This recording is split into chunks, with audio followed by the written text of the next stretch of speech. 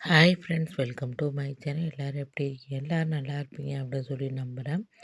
நம்ம வீரால ஜனவரி 21க்கான எபிசோடில் என்ன நடக்க போகுது அப்படின்னு சொல்லிட்டு ஒரு சின்ன விஷயம் பார்ப்போம். ப்ரிவியூவாக பார்க்கலாம்.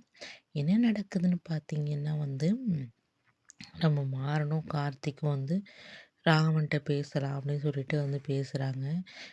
நான் பண்ண தப்புனே இருக்கட்டும், நான் அதுக்கு வேணா உன் காலில் விழுந்து மன்னிப்பு கேட்கவா?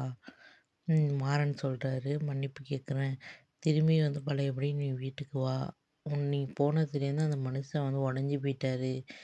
அவர் சரியாக சாப்பிட்றதில்ல, தூங்குறதில்ல. அதனால் அவருக்கு உடம்பு சரியில்லாம ஆயிட்டு. நான் வேணா இங்கே எல்லாரையும் ஊரை கூட்டி காலில் விழுவவா? அப்போ உனக்கு இந்த இங்கே வீட்டுக்கு வருவல்ல அப்படின்னு சொல்லிட்டு பேசுகிறாரு. அந்த மனுஷனுக்கு உடம்பு சரியில்லாமல் போனதுக்கும் நீ தான் காரணம். நீ வீட்டை விட்டு போனதுனால தான் அவருக்கு உடம்பு சரியில்லாம போயிட்டு. உடனே ராகவன் சொல்கிறா, அதுக்கும் நான் தான் காரணமா?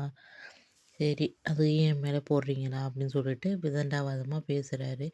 மாறன் ரொம்ப பொறுமையாக பேசிகிட்டு இருக்காரு. அவர் இப்படி பேசுகிற ஆளே கிடையாது. ஆனால் ராகவன்கிட்ட பொறுத்து பேசுகிறாரு.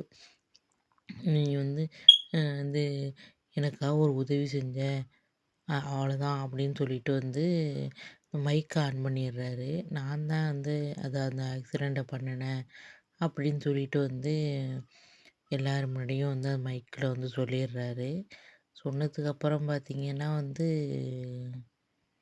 என்ன ஆகும்? சொன்னதுக்கப்புறம் எல்லோரும் அதை கேட்டுக்கிட்டு இருக்காங்க. என்னடா இது, ராகவன் இப்படி பேசிக்கிட்டு இருக்கானே அப்படின்னு சொல்லிட்டு எல்லாருமே ரொம்ப அதிர்ச்சி அடைகிறாங்க.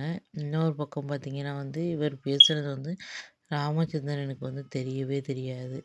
அவருக்கு தெரிஞ்சால் என்ன ஆகுங்கிறது நம்ம எல்லாருக்குமே தெரியும். தெரிஞ்சால் அவ்வளோதான் அப்படிங்கிறது.